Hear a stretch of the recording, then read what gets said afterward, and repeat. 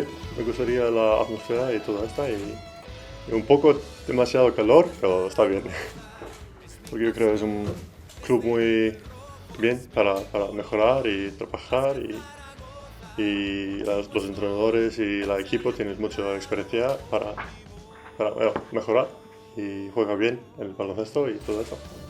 Juega en ACB también y Europa está muy bien para mí, para mejorar y para jugar.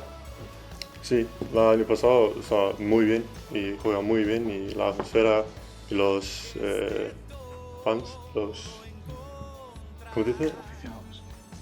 Eso es. Y sí, me gustaría mucho la equipo. Bueno, un trabajador. Me gustaría trabajar y cantar y ganar, pero, pero bueno, no sé, yo tengo menos de experiencia que normal, porque yo solo juego baloncesto 6 años, pero yo intento mejorar más rápido que todos los otros y intento crear un jugador bueno. Sí, bueno, es una competición para mí,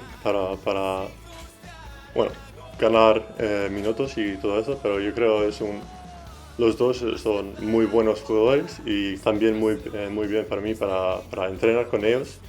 Y Fran Vázquez tienes muchos años de experiencia y Justus tienes mucha fuerza y todo esto, entonces es muy buena posición para mí.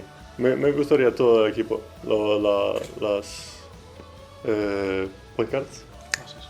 los pases están muy buenos para mí, para mi juego y todo el resto me gustaría.